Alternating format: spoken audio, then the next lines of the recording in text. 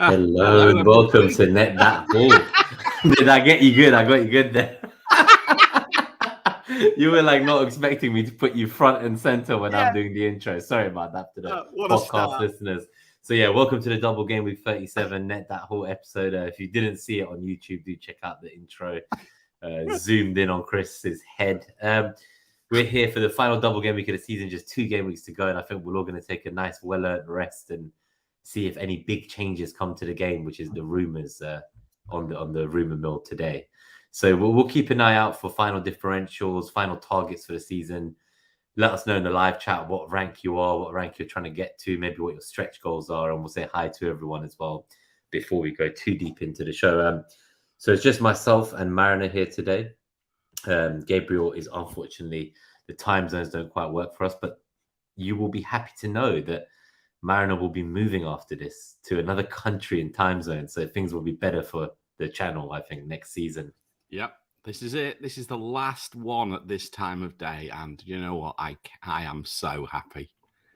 I'm happy it's the end of the season as well. I've got to be honest. It's my worst fears came to pass and if people saw the show last week, my worst fears came to pass. And do you know what? This season can't finish soon enough. And these 5 a.m. starts are absolutely killing me as well. I was going to say, that must be like brutal.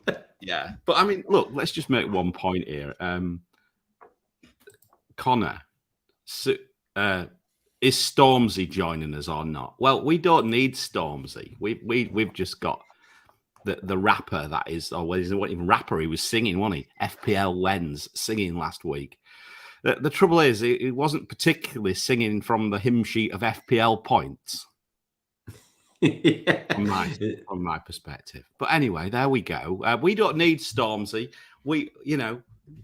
Fair enough, Ross.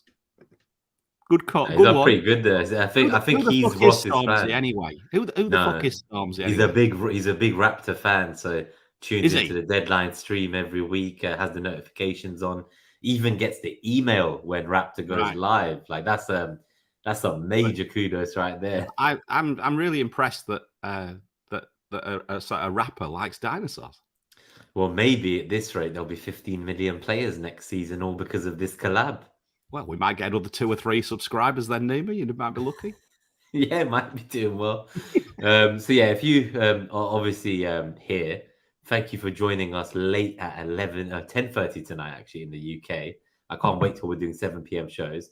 Why don't we say a quick couple shout outs to everyone who's tuned in live, waiting patiently backstage. Yeah, shall I do it this week?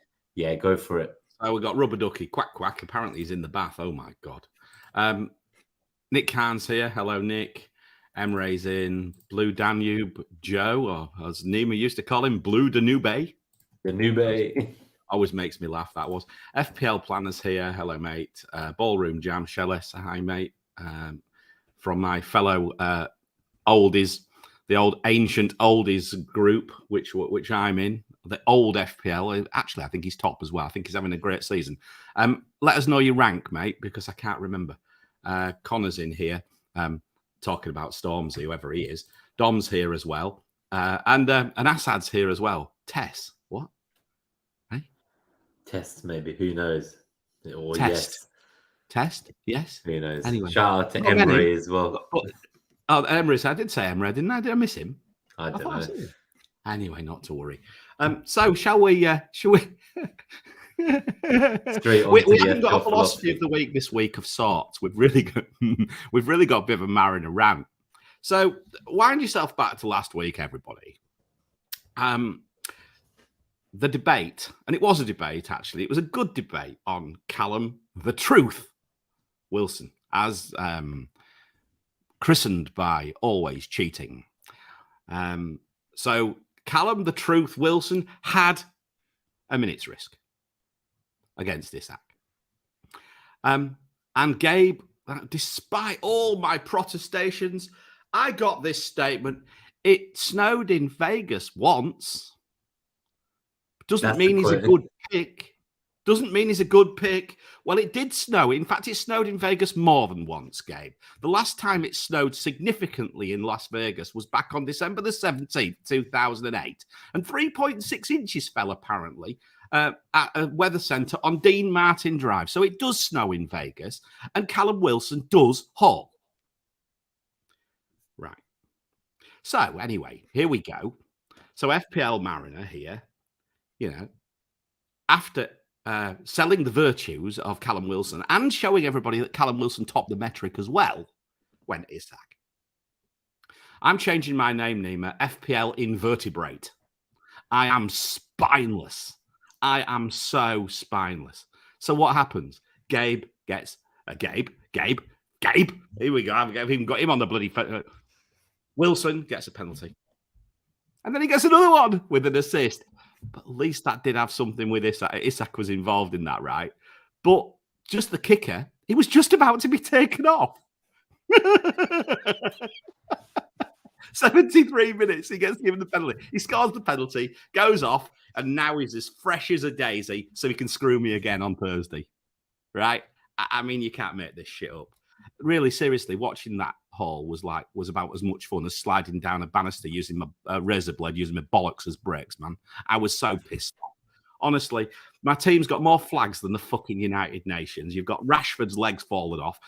That means that everybody gets all these wankers who benched Estupinian, including me. 17 points coming on. Gets all the 17 points off the bench. Well, what happens to me? Well, I wait and I see Luke Shaw. And I go, Luke Shaw, you've got a really shit fixture difficulty against Wolves. Really shit. So I'm going to bench you. What an idiot. He had the best defensive fixture difficulty a lot, and I benched him. To be true, I missed the deadline because I was busy packing. So anyway, I lost my Luke Shaw points as well. And because I went for Sven, I'm going to rename him Bottom Man, not Bot Man. Not doing very well for me these days. And just a couple of weeks ago, Nima, who was I extolling the virtues of? Which player do you think which player do you think I've called up, mentioned a couple of times as a good alternative to Manchester City assets? Yes, Ilkay fucking Gundogan. So I've missed. I didn't go with him either. I went for Isak instead of Wilson. Right. All right. So I think the moral of the story is have courage in your convictions, you spineless mollusk. So you're going to try and be, is that your skill for next season? Yeah. Your learning for next season is to not be spineless with your pick. Yeah, go with it. If you think you're right, go with it. The truth will set you free, but not until it's finished with you. There we go. David Foster Wallace. He was an American novelist, a short story writer, an essayist, and a university professor of English and creative writing, by the way. And that's straight off my notes. So there we go. How was your game week? Yeah, I guess if you were spineless, then I guess I must say I was probably the same. Not really too much going for me. I was watching the Arsenal game against Brighton, and I was like, oh, okay, Steele's got a clean sheet. Like, it's 2-0. We're probably not going to come back now. And then Estupinian gets the goal at the end, and I was like, oh, this just basically wipes out any points that Steele had. So my main differential Steele that returned, that kind of got wiped out by Estupinian hurting me. Isak, my captain, I bottled that. So I don't know what. I really wanted Wilson. It felt more exciting. And obviously wasn't on the show last week. And I was there waiting for that early team news. And it made me realize how reliant we've become because I had my mouse hovering, waiting in case the site was going to crash. If it said Wilson starts, I would have picked him. But it's like what we saw Fantasy Ed say, right? I guess we kind of knew he was going to start. A lot of people were saying, he's got expected minutes risk, all this, but I think Wilson was a great pick like you did. And I was spineless too, I suppose. So that's my conclusion on my game week. And I think we go on to the double and 37 and what we can do to not get the final two transfers wrong, because every decision I've made is 50-50 and it's all wrong. I mean, the thing is that I was blindsided by the March injury, to be fair. That did throw me because I was never planning to have to sell him too, yeah. So I just went sideways. I mean, I could have gone. The only thing is, I probably would have gone Joe Linton. So at least I didn't go that way. It didn't cost me that. But yeah, I don't know, man. I just feel that it just shows how luck plays such a massive part of this game. Such a massive part. And you could rant, and it's all in good jest. And I don't mean anything bad about it. He wasn't wrong. He was a minute's risk, but not now. Not now. He's not a minute's risk now. And remember what we always say about FPL: you learn every single week. We've learned. He'll get injured soon here as well. He'll get injured soon. That's the only thing. We've got Matthew Kane here saying he's been trying to explain in the office that he captained Trippier over Wilson because it doesn't snow in Vegas has ostracized me amongst my colleagues. That's brilliant. The only thing was, I mean, I don't know. There was one other thing I didn't mention it. That should have been an own goal for Trippier. Fuck me. I even owned double Newcastle and I was celebrating an own goal because of what had happened. And I was hoping it. I was thinking, great, all these Trippier captainers. Yeah. But they didn't give it. They didn't give it as an own goal. It must have been going in. Yeah, it looked to me like an own goal, to be honest with you. Yeah, he did. I think the dog agrees as well in the background. Did me as well. But anyway, there we go. Why don't we go to the summary of the matchups for the week? And obviously this week we're not going to go as in depth. It's probably going to be a bit of a shorter episode, isn't it? Not the full 2-hour blockbuster. No. I think the problem is obviously with Gabe not being available. What we've had to do is sort of like trim it down. And in fact, I haven't even got his NetxG numbers this week because he's not been able to get them to us. But this is the only time that we can go live. So I think the simplest thing to do is to just talk our way through the greens as we go down. I think that's the simplest thing to say, Nima. So should we start at the top with Arsenal? Do you want to do Let's start with Arsenal, and then what we'll do is we'll just work our way down on the fixtures. So and slowly but surely cross them off. So let's start with Arsenal and Forest. So I'm very sad to see that you slipped at the final hurdle. But to be fair, all these people saying that Arsenal bottled it, I think Manchester City bottled Arsenal rather than the other way around. I remember you said that. Yeah, you can't. There's only a few teams in the world can go on runs like that, and they've just gone and done it to you, haven't they? But yeah, going back to this, it'll be interesting to see how Arsenal react because Arsenal have got an extremely good fixture difficulty away at Notts Forest of 3.2. Now that is quite high for Forest away. Yeah, Forest. Right?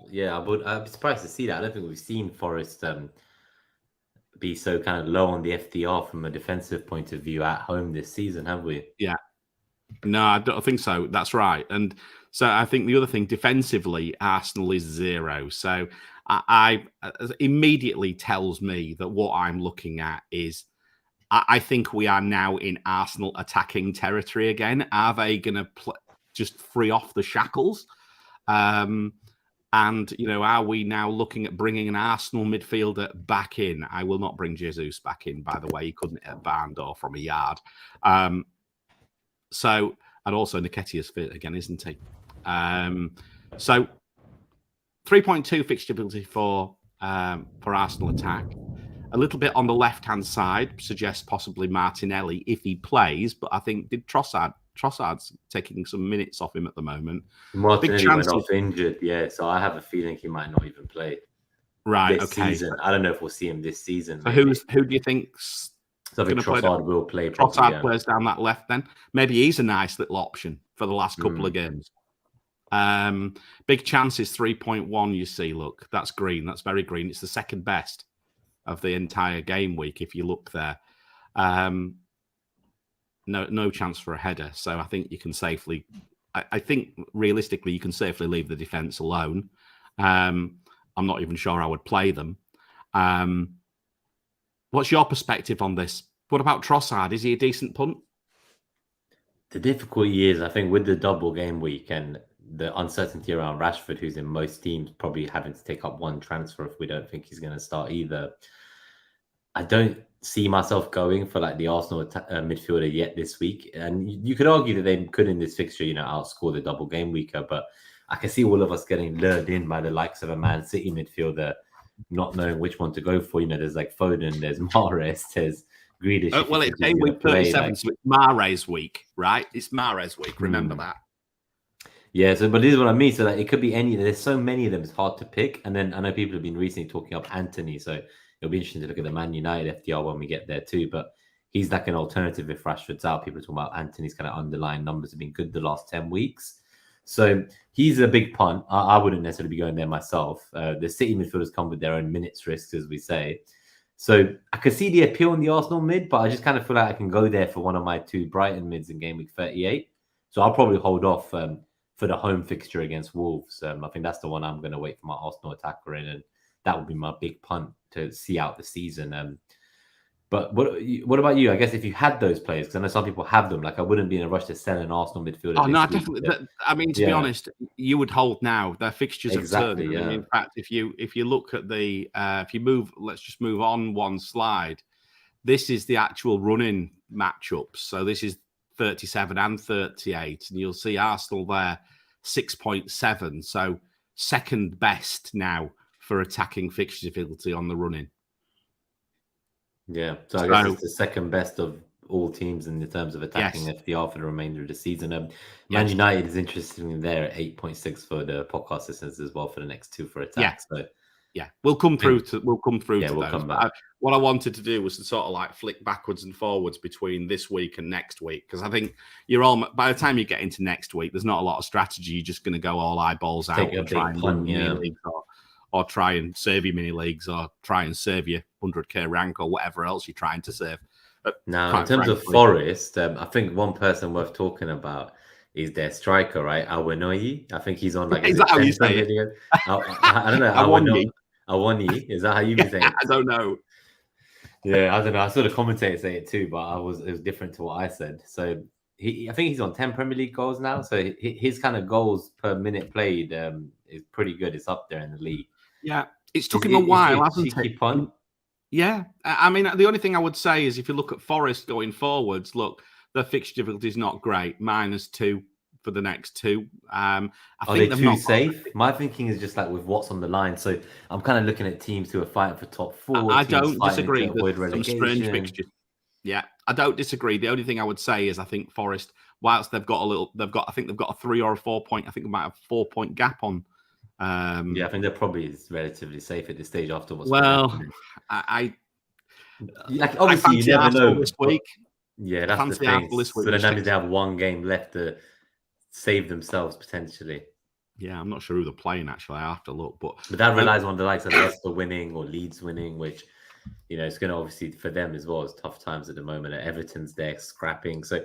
Like I like these shots, like a McNeil on the last day of the season, Everton fighting for their lives. Those are the kind of punts I'm excited about. I feel like we've almost got to split the episode into 2 parts. It's like players for this double. Anyone who's got chips as well, how are you going to compete with those chip users to maintain your points against them? And then the final week punt, who's that going to be? So I think those are kind of 2 key decisions. Something a bit more immediate right now with the doubles, and that kind of limits your playing field, right? Because I was thinking if I was on a free hit, I'd probably just get 3 Brighton players, 3 Man United players, 3 Man City players, and Trent and Salah, and that's it. That's your 11. You're done. So kind of working back from there, what's the ideal team you want this week? And if something close to that, I'll probably just have less Man City players because of the rotation risk and not wanting to go for them now. Probably, they could have wrapped up the title. If Arsenal lose to Forest, City don't even need to like play their best players against Chelsea, let alone in the following games that are to come. So yeah, I think someone here in the chat mentioned it actually. So I'm just seeing, it was Matthew Kane again. So he's saying, he'd like to have free hit 37 to take advantage of the 2 games for City to win the league. But obviously Arsenal getting battered by Brighton, it probably brings forward that Premier League unveiling and stuff. So why should City have to play any of their main players? So I'm kind of glad how that's landed as a non-free hit user. I'm sorry about that, Matthew. That's a bit annoying. No, and I mean, obviously they've got the Champions League second leg it'll be tomorrow night. Yeah, tomorrow night. So from that side of things, we'll know where his priorities lie by then, won't we? For sure. I think I still expect Haaland to start all of the remaining games, and as Matthew says, you can probably rely on him given the records that he is chasing. So yeah. I guess when we talk about captaincy later this episode, it'll be interesting to see if there are people going against Haaland. He's got a double game week, and if we think he starts both and chasing records, what do we do? Because in my kind of situation, rank-wise, the Brighton guys are kind of exciting me a bit. And I feel like that Brighton City game could be an epic match. Like, the way Brighton played, I was like, okay, these guys, they really want to get these Champions League spots. They're going to do whatever they can to go till the final day. They're a good team. Not many teams beat Grimsby 5-0. Anyway, there we go. That's another point. Whilst we're on it then, so let's try and stick to this then. Let's look for the next fixture then. So let's say Arsenal, I think attack only, and maybe like you say, perhaps a little punt on a Forest forward, perhaps for the run. Maybe quite interesting. I quite like the looks of Trossard, if you ask me. If I get a sniff that Rashford is not going to be around, that's probably where I might go. That could be quite exciting. But on that note, I think the presses are important from a fitness point of view. And yeah, I agree. I'm pretty sure C Hunt said as well that the doctor said Martinelli should be fine. So it's all worth keeping an eye on all these things. Right. Let's see. So the next one down is Aston Villa Liverpool, but in fact it's Liverpool Aston Villa. So Liverpool are at home against Aston Villa. Liverpool have a fixture difficulty of 4.3. Really good. They've hit the straps finally. Even the defense seems to have hit the straps finally, albeit still they're not great. But let's face it, we're not looking for defensive returns. A defensive return's a bonus with Liverpool right now. I ain't selling any Liverpool assets now till the run-in. That's it. I've got Trent and I've got Salah. They probably dug me out of shit this week, quite frankly, with that double return towards a brilliant assist for Salah for Trent. Hey, won it. Hey. That was unreal. Just little roll it to him. I think 3 points. It was Trent's first goal since the 9-0 against Bournemouth. I think that was way back in August, September. Yeah, he's not. I mean, for an FPL asset, he's not been great, has he? But anyway, there we go. Let's hope it might change. I still think he'll be first on our team sheets for next year. I just hope he costs more. Yeah, probably. I don't know. He might not. I think he'll finally be 8 million minimum, Leighton Baines levels. We'll see. We'll see whether they've got any changes up the sleeves regarding it. In terms of players, though, what I would say is some people would probably considering selling them, right, for like the likes of De Bruyne for Salah or Diaz or someone like Aki, Stones for Trent. I don't know if I can go near that with the way the league looks. I ain't selling him now. Yeah, no I ain't chance. selling him that. It's not even. And not with that attacking FDR either for me. So definitely not. He's staying there. Big chances 3.5. So the only also the right his fixture difficulty is Zonals 3.8. So that's not too bad. 4.1 down the middle. 3.4 big chances. 11.3 shots. Right. What's one of the best thing I think second best bad looks or third best of the game week as well. And there's a headed chance. There's a chance for a headed matchup as well. So probably a cross. So I think Liverpool look very, very solid. Now I think you're not going to. I don't necessarily think I would necessarily bring Liverpool in over double game week players, but I most certainly wouldn't sell them, mate. Yeah, no, I think that's totally fair enough. In terms of their opponents, what would you say to anyone who's still got like Watkins in their team? Is this the week to play him? Is this the week to bench him if the rest of your team is double game weekers? I mean, look, it's Liverpool. Liverpool can concede, but Watkins really has gone off the boil. Yeah, I would be tempted to ship him now, if you ask me. You would. So you take a bigger punt on someone. Would you be interested in like an Anthony Martial? Possibly for a double game week, yeah. Mm-hmm. Yeah, possibly for a double game week. Why not? I think is the way you're looking at it now. I mean, the other one is, of course, what's his name? Are we going to buy Welbeck? No, Manchester City. Alvarez. Yeah, that's the obvious one, really. He seems like quite a nice punt. Yeah, I guess. I think if I was in the, it depends on you. It depends who your third. If you've done what I've done and dumped and junked your third forward, although he played, Greenwood actually started for Leeds. I don't know whether he will this week, but he started last week. I don't know whether Alvarez is a great option, but if he's your third forward, why not? Yeah, no, I agree. I think the Brighton assets can be quite exciting. We'll see how the minutes go for Enciso and Ferguson in this next game on a Thursday against Newcastle, but they could be quite nice if you're not already kind of tied in and locked into which of the Brighton assets you're going to have, right? Yeah, exactly. Yeah, I think I like those guys. But we'll talk about Brighton when we get to the Brighton match. Yeah, we're making our way down. I think we're So where did we get to? We've got the Villa Liverpool out the way. Now let's look at Bournemouth against Manchester United. So Bournemouth actually have a positive fixture difficulty against Manchester United of 2.2. That's interesting. Which worries me a little bit because one of my transfers I was considering is actually to get rid of that. Fucking Lampard's done me again, hasn't he? Kepa, lose Kepa for De Gea.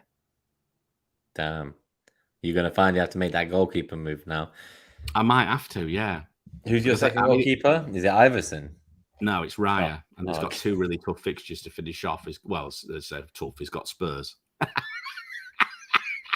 It's not that tough, but Spurs away is not easy. So, yeah, I mean, it might be just better off playing Raya. I don't know. I'll have to look at it. But look, I mean, that's a positive fixture difficulty. But I think Bournemouth are on the beach. Manchester City have got a lot to play for. I think we can probably throw these stats in the bin in some senses. But Bournemouth have got a decent headed match up there. That's an interesting one. I do like the look of Luke Shaw now, though, back on the left for Manchester United. I think that's he'll certainly not be going anywhere now. I'm just so annoyed I benched him. I think benching him as a centre half it would be a reasonable argument, but benching him as a left back's a disaster. Didn't work out for you. Yeah, no, I once I heard about the Rashford news, I kind of was hoping that I could just play Shaw in Rashford's place while we wait to hear what's happening. Rashford not being in the last lineup, that does worry me a bit in terms of how likely he is to get 2 starts in the double. We'll see what they say in the presser, but I'm ready to kind of move him on and maybe take I think I am in the sense because he might be fit, but his minutes will probably be managed. You would think, especially if he's not going to be ready till closer to the final. What's your view on Anthony? Chat Sport in the chat mentioned Anthony as an option. Yeah, so I think if I get definitive news that says Rashford's out of the first game, at least I could see myself maybe doing the Anthony move for Rashford. I'd be more confident of Anthony starting than like the. He's down the right though, isn't he? He is, yeah. So from an FDR point of view, it doesn't support him. It doesn't support Neither game supports him. We'll talk about the other one later. But no, neither game particularly supports him. So I think it's just a more guaranteed start compared to say like Foden or Mahrez or Gundogan. They're all quite exciting. I'd rather go there, of course. But I already own Foden, and he's been a bit of a disappointment, if I'm honest with you. I remember when you brought him in. Was that for Grealish? Yes, but I mean, to be honest, he's outscored. I think he's outscored Grealish. So I think, yeah, definitely. Grealish hasn't played. It's not a problem. So, but I mean, that would have been Gundogan, right? How things would have changed. But yeah, so it is what it is. But so yeah, Bournemouth, Manchester United. I'm not sure. Like you mentioned, I think Bournemouth are well and truly on the beach. Pardon the pun. They've had a good season, to be fair to them. Manchester United still got plenty to play for. Got Liverpool snapping at their heels. I think Manchester United have got more than will probably have more than enough on the day to get past them. So yeah, I'm not too worried about that fixture difficulty, even though it doesn't look too great. We can come back to any questions which we see, unless you spot any. I'll start them for the end of the show, but any that are really relevant now, we'll just kind of cover them in the section on the match we're covering. All right. So the next one's Brentford Spurs. So it's Spurs at home against Brentford. Let's look at Spurs for a start. You may still own Harry Kane. Only a 0.9 fixture difficulty for Harry Kane. So that's not that positive. It is positive, but it's not too positive. And a slight positive for the defence as well, which probably suggests that Brentford's away form is pretty poor because Spurs have not been awfully good. Not a lot on zonals, I don't think, for either. No, it's particularly not for Brentford. And shots on target, 5.7. You'd expect Harry Kane probably to get one of those. I mean, Harry Kane just does Harry Kane things. Nima, what's your perspective? He's been non-stop, hasn't he? Yeah, I know. Is he just a hold now for the rest of the season? What's your perspective on that? I think at this stage, he was someone I'd actually, in my original kind of long-term planning on FPL team and some of these sites, my plan was to kind of get him and Martinelli in these last weeks. that was kind of like without knowing what either of their form would be like a month ahead. So now that you're here, if you still already have him, like he was someone I was considering buying back, and I wouldn't be looking to move him on, regardless of kind of what we've been seeing from Tottenham. And if anything, that kind of recent victory and Kane is just there, he's got his own records he wants to break, and who knows what's going to be happening with Tottenham in the summer. So, this could be his farewell. And if it is, he's having an incredible goal scoring season. Like he is quite far behind Haaland, but in a normal year with the number of Premier League goals he has already, you would not be questioning selling him at all. That's kind of all I would say. When we did it earlier on, it was for the likes of, say, Jota, and then we upgraded Salah elsewhere. But I think if money is no problem, I'd be looking to hold on to him for the rest of the season for sure. Yeah, I think that's fair. I mean, as I say, to be honest with you, where are you going to go in the forwards as well? Now? You're going to go down to NC, Martial. Yeah, you know what I mean? I mean, probably that midfield template. Well, I argue that midfield template's fairly solid, but Mitoma's not scored for an age. And we're still owning him. And we're owning him just for fixtures now. That's all it is. Fixtures play, just the every week I've been saying, I could sell Mitoma. And every week Eze or someone else is falling in midfield to Odegaard the week before. What was the news on Tony? What happened to him? He didn't play. Has his ban started? No. I think he had a bit of an injury, like a light hamstring injury. He sounded like, I've seen two different sources. One said he was out for the season, and one said he's fine and he'll be back in next game. And so it's like a bit. Everything just feels like this is literally like with the Champions League as well, and City's lineup tomorrow, and the presses to come on Friday. This just feels like there is genuinely no reason to be moving early today or in game week 38. That's for certain. Yeah, I think so. I think we have to wait. Sit on our hands. Okay, so we won't talk. But I mean, look, if you get news that Tony's injured, then, again, he's definitely someone you want to have to move on, yeah. You're going to have to move him on, aren't you? So then, like I said, that's very much dependent on... I'm guessing you won't be looking to buy Patrick Bamford, that's for certain. Tony in court today. Oh, in court today. Okay, wow. Oh, well, there we go. This getting ominous. Yes, it is. Oh, well, okay. Brighton against Southampton, the next one, then, mate. Southampton down. Probably going to play a lot freer now they've finally got that sword of Damocles from hanging over their heads. But Brighton are at home, and Brighton batter teams at home, not just Grimsby. They batter all sorts. 3.7 fixture difficulty for attack, 1.3 for defence, 5.1 central matchup. The matchups are lighting up green, left 4, right 4.3. Big chances 3, shots on target 6.1, shots in the box 12.6. This looks juicy as. And Brighton still have something to play for. My Brighton assets are going nowhere. But please, Mitoma, get me a fucking return this week. For God's sake, man. I mean, it's getting would you consider captaining him this week, or is that a spoiler for the captaincy metric? I don't think I would. No, it's no form. It's all well and good saying he's been unlucky, but you've got to have a bit of form. You need to. I know it's going to break at some stage, but I don't think Brighton assets are captaincy shouts this week. If you ask me, not even with the Southampton tie. I don't think so personally, but that's just me. Yeah, I don't know who I would pick. Yeah. That's the problem. I don't know who. I know a few people who, when they free hit in the last double, they had a Welbeck in the free hit team, and it was absolutely just mental. Game week 34, they were flying.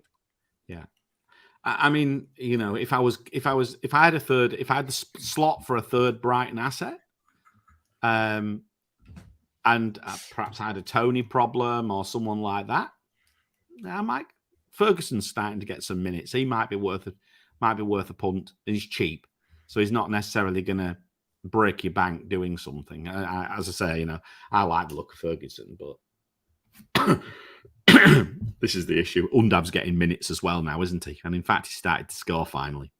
So again, it's took him all season to settle in.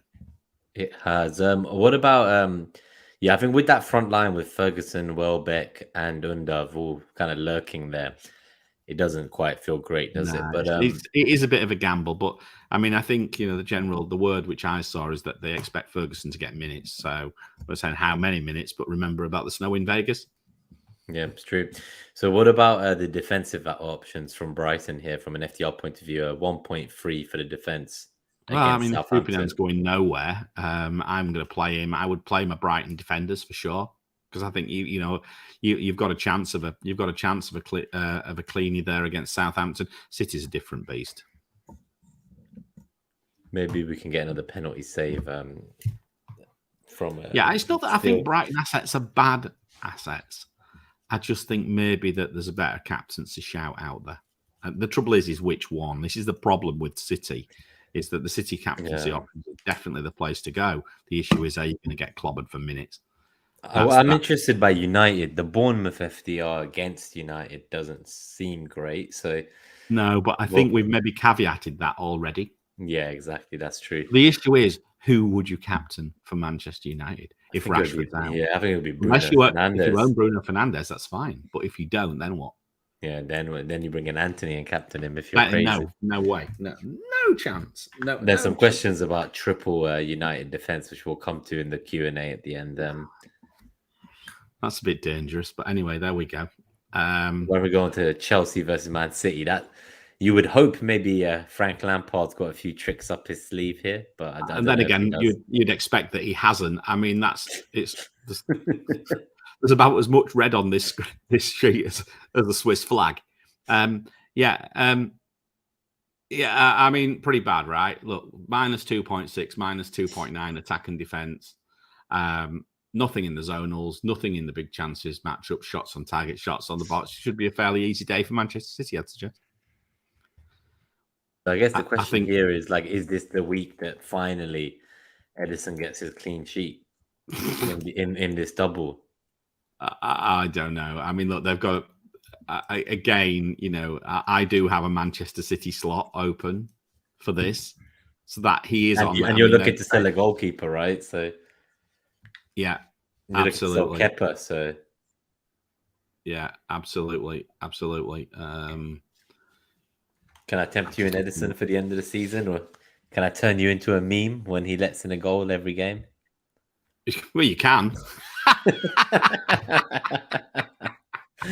I feel like I've got to convince you to buy. Do you remember the episode of The Wire when Bakar tried to interrogate Zoff for buying Edison? He went straight into him as the episode began, and he was like, "Oh, Zoff, why did you buy Edison if you said that City are going to concede?" And I've not seen Bakar kind of fight back like that, so that was quite fun to see and quite exciting to see that unfolding live as the show began. But yeah, that was good fun. But yeah, so you're not going to get Edison. I know it. No matter what I tell you, you wouldn't get it. I mean, look, that's just typical, isn't it? I bring him in and then he goes and bloody yeah. Then what happens? We all know what's going to happen then, don't we? I think for me, the defenders I want to play, and I don't see myself making that kind of Trent to a City defender move, especially with the situation in the league. So I'm not too keen on that. Sounds like Aki won't be available to play against Madrid. Stones has been getting rested in the league, playing in the Champions League. Diaz, we thought he was immune at the most expensive option, but even he got rested once in the league recently as well. So it's all just a bit crazy there. And I think I'd rather just play the defenders I have, essentially. I'm looking at my team now for next week to see who I would play, actually. And I just play Trippier against, home against Leicester, Trent home at Villa, Shaw with a double stealing goal. I just don't see a world in which I would be getting a City defender. I think if you've already got the goalkeeper and stuff, then that's fair enough, right? But yeah, that's right. I mean, I'm just switching screens actually because I think there's a slight typo on the other one, but I've just noticed it. But if you look at Manchester City this way, you can see their attack is defense is 2.6 in the first game, but then at -1.2 in the second against Brighton. So it does, it does look like Brighton have got more than enough to nip a goal against City there, for sure. It does. But I mean, Chelsea-wise, I mean, just take a look at Chelsea's double. It's just minus 2.6, minus 2.9 for attack and defense in the first game against City, and then minus 2.5, minus 2.9 against Manchester United. Yeah, I don't know if that's one you want to be getting him. I can see why you're looking to try sell Kepa, even though he's got a double. And well, he'd probably get more points. Probably get the same number of points if I play him as if I bench him. But I mean, he's probably not going to start anyway now, is he? But yeah, that's the thing there. So anyway, I'll just keep switching back because, as I say, I noticed a typo on here. It's not these numbers are correct, by the way. It's this number. It's these numbers these fixtures which are wrong, or there's one wrong. I think Andy Martin's spot on here that like even Edison, we saw he got arrested recently. Not even arrested, just dropped. It sounded like, but you know, at the end of the day, there is a world in which they play their other goalkeepers, either Ortega or Carson in the Brighton and Brentford games. So I think if, you know, City winning against Chelsea cements the title for them, for example, is Edison going to play the other games to stay cup fit for the finals? Is he going to rest? Like, what's going to happen there? So, I mean, a goalkeeper does a goalkeeper need to rest? With all honesty, so that's what I mean. So he was dropped. It's almost just keeping people sweet, isn't it? It's almost just giving people a game. Farewell games, right? That's what I mean. So people are leaving the club and stuff. Well, I want to know when's he going to play Calvin Phillips? That is a very good point. The happiest player with splinters up his ass in the history of mankind. He played 100 minutes, right? Happy as a pig in shit. So what if obviously if you were on a free hit this week and I was saying how I thought that would be like triple United, triple City, triple Brighton, Trent and Salah for me this week, who would be your triple City? Haaland is obviously a given. Where do we go? Because we're both saying we don't really particularly like the defensive options. There's issues with minutes for all of them, even the goalkeepers. So if you went triple attack, I suppose it would be Haaland. Would you be looking to do the Haaland, Alvarez, and one midfielder? Is that kind of the route you'd be looking to go down? I mean, that's a hedge, isn't it? That's a natural hedge. Is Haaland and Alvarez is a hedge. Just get both of them. One of them definitely got to be there. Yeah. Yeah, that's right. So, I mean, if we were doing that, this is the algorithm there for City. Okay. Yep. Oh, Gundogan's up there as well. Damn. So it suggests Gundogan. Yeah, it suggests Haaland, Gundogan, De Bruyne. So even go for triple midfield if possible. Yeah, but I guess that's where the Brighton midfielders, you could switch one of them on the free hit. Yeah, to like it's not even the minute risk for Alvarez. Look, he's got the similar minutes as everybody else. In fact, De Bruyne's lower on minutes than everybody else. But it's just the fact his form's not there for Alvarez. Yeah, so, that's fair.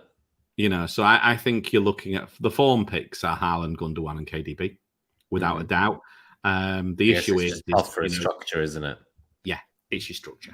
That's right. William's thinking of avoiding completely because whoever he picks from City is going to screw him over completely. That's kind of where I'm at with it. But if Rashford is someone I need to sell, I just don't see a world in which, like, personally, I'm going to go for Anthony over one of these guys, even if they play one game. Yeah. It's tough. Yeah, I think I'd have to. No, it's difficult. The only thing is, I don't know. I can bring myself to bring a player like Anthony into my FPL team. I might just bring Gundogan in because we'll may as well just bring Gundogan in. I feel like he's going to leave in the summer regardless at this stage. So it's the same concept as the David Silva purchase. You bring Gundogan in and he's benched, and then he blanks. And then there's been 2 hauls. I mean, the only thing is how many players haul 3 weeks on the trot, Matt? How many? 3 games in 3. No, that's gambler's fallacy there. That's like it's true though. That's like flipping the coin. It's like it's not going to be any more likely. It only snows in Vegas once. It was only snowed in Vegas once, right? Well, it snowed in Vegas twice with Gundogan. So I mean, look, I like Gundogan. I think he's a great pick. I'm just, I think we have to wait for the. We have to see tomorrow's, the minutes tomorrow. Let's see what happens tomorrow. God help me, am I bringing Mahrez in? Fucking hell. It's game week 37, isn't it? If I don't bring Mahrez in game week 37, I'm not playing FPL properly. Yeah, no, I remember last year all too well. Yeah, so do I. Could have finished number 1 if he didn't miss that penalty. I would never have got that far, but might have been in the top 50. But anyway, there we go. That's life. I'd be lucky if I finish in top 100,000 this year. Yeah, it's taking a serious hammering. Yeah. Anyway, there we go. So we'll come back to Palace. We'll come back to City on the with the double fixtures further down anyway. So we'll move on to Palace, I guess, because there are still some Palace people Fulham, there. right? So I mean, again, let me just switch back to the other view because I need to put that one up. So Palace Fulham. So 0.3 positive fixture difficulty and 2 for defence for Palace. Obviously, Fulham the other way around. Palace. I mean, Fulham are a funny one, right? I did predict Mitrovic would score, and he did. I thought he might. I thought he might come back so pissed off. He's gonna, you know what I mean? He's that type of player, isn't he? He's. I actually brought him in a draft league. I saw the ban was over. He was available on the waiver, and I quickly grabbed hold of him. I was like, "These fixtures look all right." I was like, "Why not? Like, this is Mitrovic still, after all."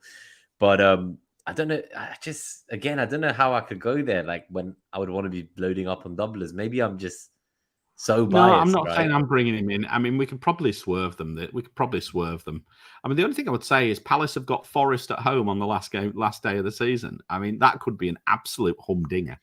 A humdinger, right? Because if Forest need anything, they're going to go all guns blazing for it, right? Particularly if they need to win. And Palace can destroy people at home as well. So that's the interesting one. But you even look at the fixture difficulty for 38, it's not too good. It's better for Palace defence. So I guess if you still had like Gahey, I guess anyone who's still got Marcus Gahey in defence, like you just hold him on the bench this week. I don't think so. I mean, to be honest, we can probably wipe that and move on to the next fixture, which is Everton. Was Everton against Wolves? Again, are we going to own anyone? Probably relegation not. thriller. But last time we skipped a few matchups. I was asked to try and cover. Yeah, I know. Formats. I know, but we can't. We have to. People have to take the information that we have in context, and we have to try and cover. FPL is the 90% of what we do. We can obviously talk around it. I'm not saying we're not going to talk about the games, but I just think we have to. I think for fixtures where we're unlikely to have the FPL assets, and when we don't have Gabe's tactical lens of it as well, it would be remiss of us to give you suggestions on which assets. Yeah, I mean, I would be completely remiss. There's no point asking me. I can barely work out who plays for the same team half the time. Remember Dawson?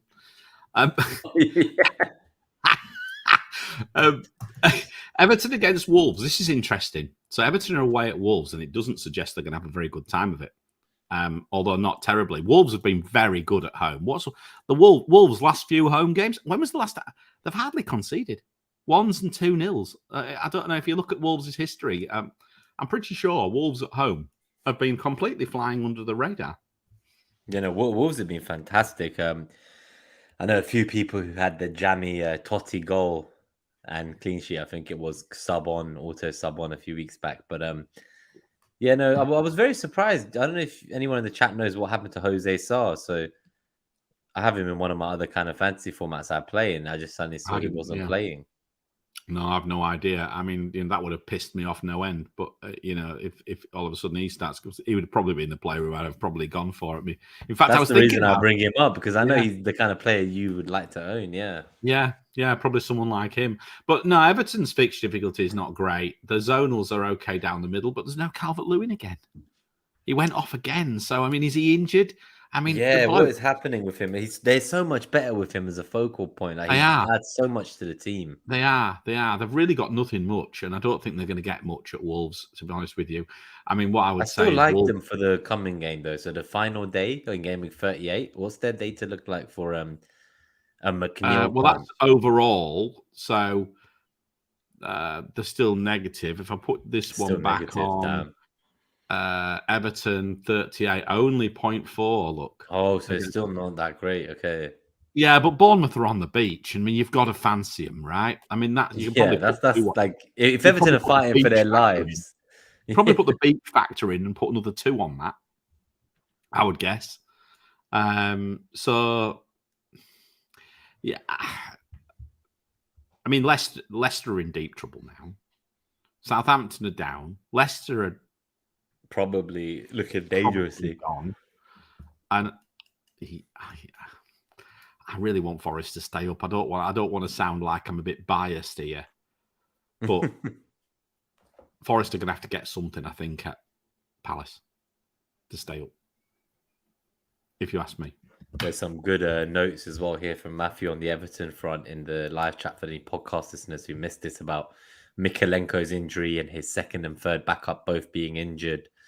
He mentions Holgate played there against City, hooked at 50 minutes, abysmal all season, replaced by Cody, who can't play against Wolves. And the key takeaway is avoid McNeil. There's a big risk he'll be playing a far more defensive role, drop deeper, and Gray can fill in at left mid instead. It's that prick Gray. That prick Gray is back again. Nick would be very happy. Nick Sugarlips, so shout out to him. Maybe I'll play that clip at the end of this episode. If maybe in game week 38 you play that prick Gray. Send out the season with that prick Gray. Yeah, maybe we should have to. But yeah, I mean, look, there's not a lot going. I have to say, even Everton are fighting for the lives. I don't think there's an asset. I mean, if Calvert-Lewin was fit, he's your obvious choice, wouldn't he? He would have been. He would be such a fantastic punt at home to Bournemouth in game week 38. Exactly. I would go straight there, without a doubt. I would move my Newcastle forward straight onto them. Yeah, exactly. So, I mean, that's the point. There is, I just don't know there's any assets really there for us to really be that interested in. That's the problem. Leeds against West Ham. Wait, sorry, I'm just laughing because Matthew said keep a lookout for the Mikalenko news, but then the last thing he said was keep a lookout for the news if you're so sick-minded that you want to punt on Dwight McNeil in a double game week. Oh, I love it. I have him in my fan tracks and in a few other games. He scores well in these other formats because you get points for like everything you actually do on the pitch, but in FPL, as you say, maybe with that context you've shared with us, I think he's a hard avoid for me. Even in game week 38, I think I'd rather just get the Arsenal player at home against Wolves in my midfield that day. Much sooner have an Arsenal player for 38, particularly if, but again, I think as I said to you in the WhatsApp group, right, you should be very proud of the season. So I just think you got to have that lovely send-off at the end of the season to celebrate what you've achieved. And it could be, you'd like to think that Arsenal have a very nice day against Wolves. You would hope so. In the home crowd, maybe some players saying bye for the last time. You absolutely would. As much as Arsenal have been the route to many guffaws over the season or two, I actually have enjoyed watching them. Been a big change. I know last season, all your evil laughter was at their expense, but this season it's been at Tottenham's expense mainly. So that's good to bring you over to the Gunners side. I even go and watch him at there's a bar in Dubai where my mate goes. He's a big Arsenal fan, so it's the Arsenal Supporters Club bar. So I often go and watch Premier when I'm ever in Dubai. I normally go there and watch with them. So it's quite fun. Every time I go there, they lose. They lost. I went when they lost. You're curse. You came with me to watch us against Liverpool the season before last, and I remember that was like Jota and Robertson combining for like 2-0 as well. I remember that. You're a walking Arsenal curse, mate. Yeah, I know. There we go. Well, you went for this bloody freebie. It's your fault. Leeds against. We're doing Leeds against West Ham. No, we haven't done Leeds against West Ham. Let's do Leeds against West Ham. We do City versus Crystal Palace. They're not even playing Crystal Palace. That's why. Oh, that's why you're skipping. Yeah. No. It's just that's Fulham. It says. It's what you were telling me. The name is in the one there's wrong. The typo. There's a typo there. So anyway, ignore that. So Leeds against West Ham. Let's look at that one, and let's switch back to this one again so we can see this. So Leeds against West Ham, -1.3. For Leeds attack and -2.7 for defense. West Ham, obviously, the other way around. You'll see that down at the bottom, 2.7, 1.3. I mean, look, I don't think we're going to own any of them. Leeds are fighting for the lives here. West Ham are now well and truly beached. They're probably going to be like just focused on this European. They are probably going to be focused on the final, right? They're coming off. It'll be a Thursday night game, right? Yeah, so they're playing this Thursday. Yeah, the second leg this Thursday. They could be rather tired after. It could be a long night for them. I think we confine the fixture difficulty to the bin to a certain extent. But that said, is it Leeds' last chance to survive? So, like, could this be the game that they? It might be. They get the win. I mean, they've got in 38 Leeds home to Spurs. Now they can beat Spurs. They'll beat Spurs 3-0. That's 3-0 at half time for you. So what about this game though? Leeds versus West Ham first. Yeah, they're gonna get. Yeah, I don't know. Can Leeds win 2-2 and like somehow survive? Do you know what? It's Allardyce, isn't it? And you never can tell. I for the life of me, I don't know how he's made the money he's made, but he just seems to have this habit of just digging people out the shit, doesn't he? Yeah. He's got a big job on his hands, though. It's going to be a big ask. The fixture difficulty doesn't like Leeds. Nothing likes Leeds, quite frankly. But of course, the problem we've got right now is that to try and use the stats to the outcome is even more difficult because of all the other factors, the changes in manager, the changes in players, the priorities of the other teams. All these things now are all having a big effect on the outcomes. I think this is a gut feel. I wouldn't be surprised if Leeds don't get something. There we go. I think it might be a draw. Yeah, no, that's fair. I'm not quite sure. Leicester, Manchester. Assets. Let's go to this one, yeah, because I don't think we're going to be. Leicester, Man U. Leicester. Is it Newcastle? I think it was Newcastle. Yeah, Leicester, Newcastle. Why did I say Man U? Yeah. Newcastle. Leicester, Newcastle. Give me 2 seconds while you read out the FDR. I'm just going to run and get something. Okay. So Leicester, Newcastle, whilst he just disappears. So Leicester's fixture difficulty is about neutral for attack and obviously big negative. So Newcastle's fixture difficulty, as you can see, 4.1. That's super high. So when we are looking at this with respect to the overalls, you can see that where Newcastle's chance is going to come? Well, down the centre again. Callum Wilson again. Where did I go, Isaac? 3.2 big chances, 5.7 shots, 12.7 shots in the box, 2.8 headers. Nima, I'm just saying again, why did I go Isaac and not Callum Wilson? Look at this fixture difficulty for Leicester against Leicester, and look where the chances are, straight down the middle. I've got all this information to hand, and I didn't use it. I think for me, it was because I knew that I needed this player in game week 37. In my head, I'd convinced myself that like Isaac was more likely to start all 3 games in a row in 1 week. So I thought I was actually quite sure Wilson would start both games in the double, but then wouldn't start in 37, which is the only reason I've kind of gone this way. So I'm now nervous, actually, if you can't imagine. I'm actually now wondering, is Isaac going to get benched against Brighton? And is Wilson going to be the one to start on his own? So, and then, Isaac then gets to 37 game and Wilson's benched in that one, for instance. It's entirely possible. Yeah, I mean, look at this one. I mean, 4.1, 4.7 down the middle. Look at the shots in the box. I mean, this just screams Leicester getting relegated. Yeah, I don't think, especially with Newcastle trying to cement the top 4 and not wanting anyone to come in and overtake them, they are definitely going to not let Leicester just kind of get out of this. But both teams have to see where players like Maddison turns up. Be interested to see where he ends up. Might be an interesting asset to consider for next season in a different team, providing he stays fit, of course. And any thoughts for the the Joe Willock owners? Any new owners of him? I'm guessing you keep him now till the end of the season. I think you keep him. Yeah, I mean, you certainly keep him against Leicester. You wouldn't take any of your Newcastle assets out against Leicester unless it's Botman. Would you consider selling Botman? I could take him out, but I mean, look, if I've got a transfer I've got to make, it's probably for me. It's a Kepa. I want to try and get a double game weeker if I can.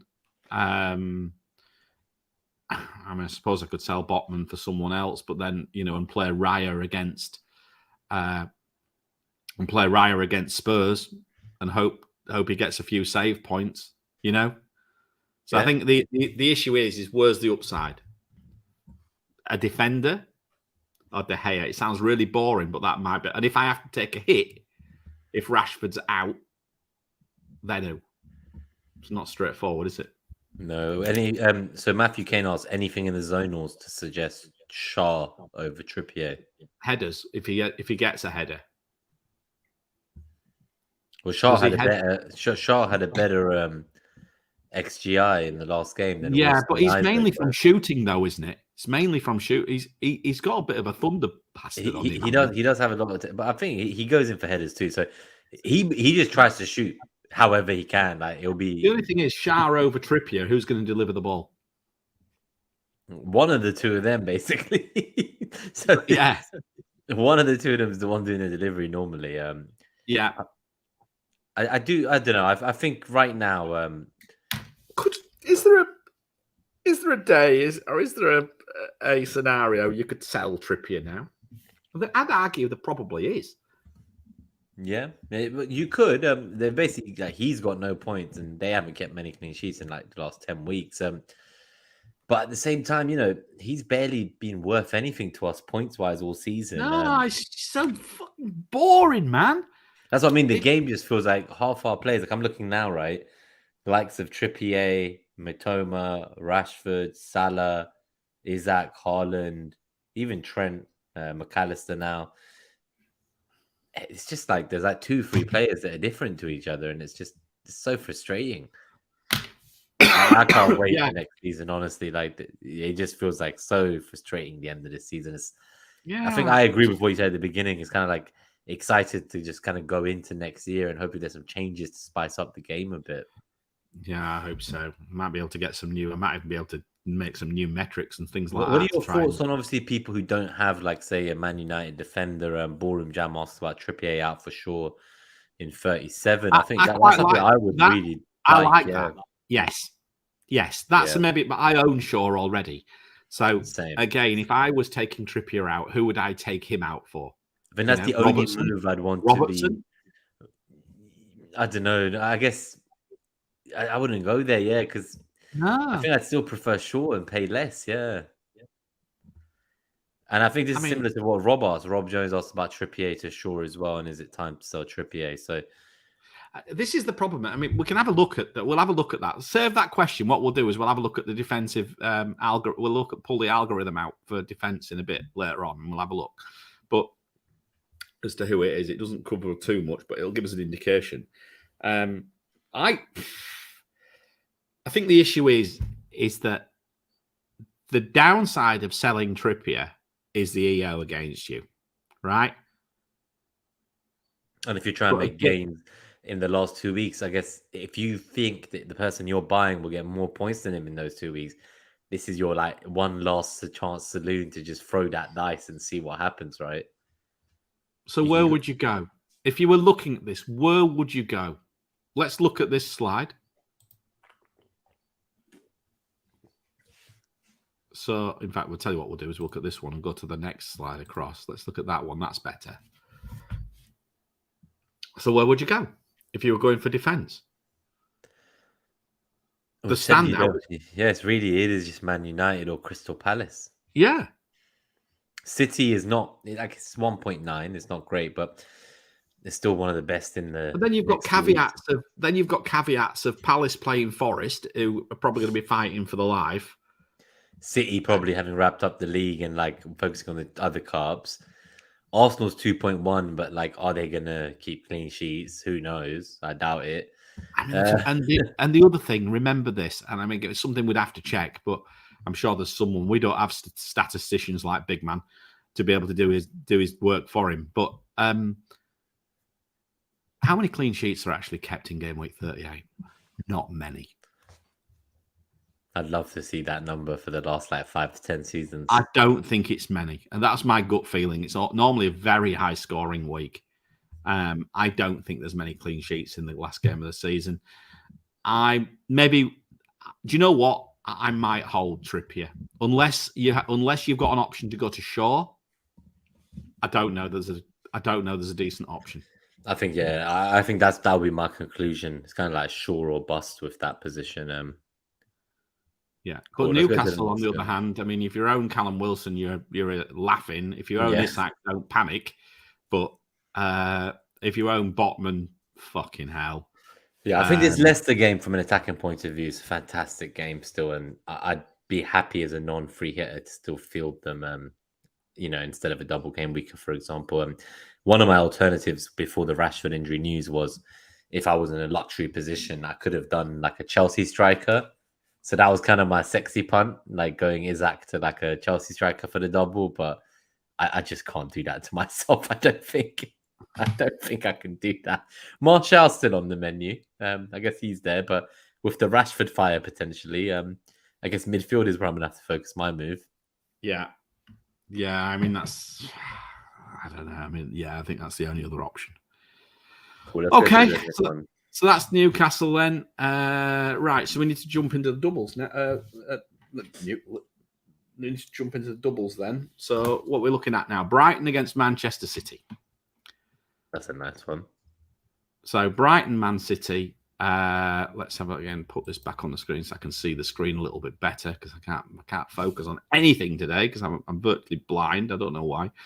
1.7 fixture difficulty for Manchester City away for attack and minus 1.2 for defence. Suggests goals to me. I don't think this is I've got a funny feeling that Brighton are going to have a real go. And if anybody can get something, it's Brighton. But I think City will have too much. What's your perspective of this? I'm looking for like Brighton to score like 2 goals here, I reckon. I think it's going to be like a 2-2 or like a 3-2 City, 3-2 Brighton. Yeah. As a neutral, like I think this could be the best game of the double. Like just in terms of sheer excitement and just from an entertainment point of view. Interesting enough, Brighton's central matchup looks quite good. Look. So if you can get that Enciso call or the Ferguson call, if you can get that right this week. Yeah, absolutely. I've got Manchester City twice and Brighton twice. Oh, I must have really fucked this up. It's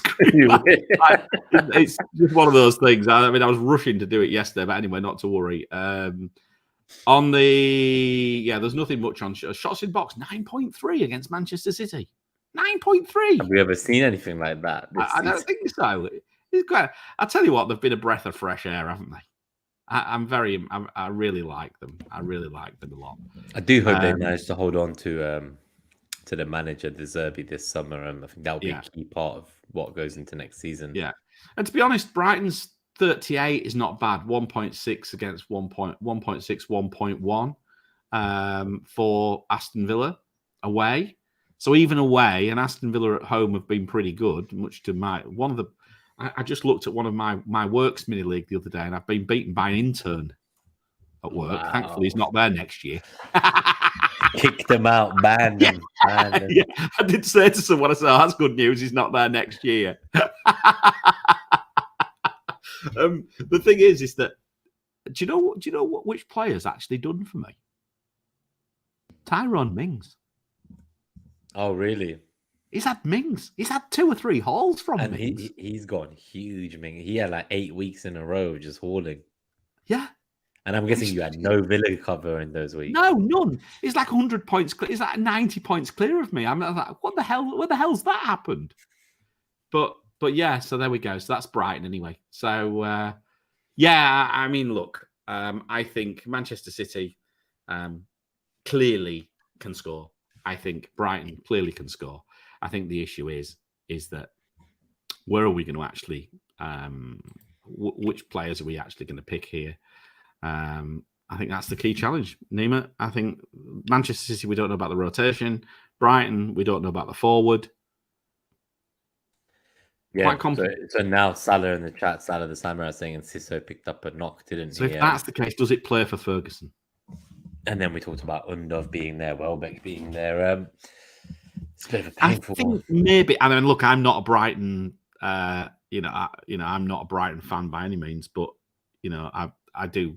I keep an eye on them now, given the fact that they were so gracious with us when we played them in the cup.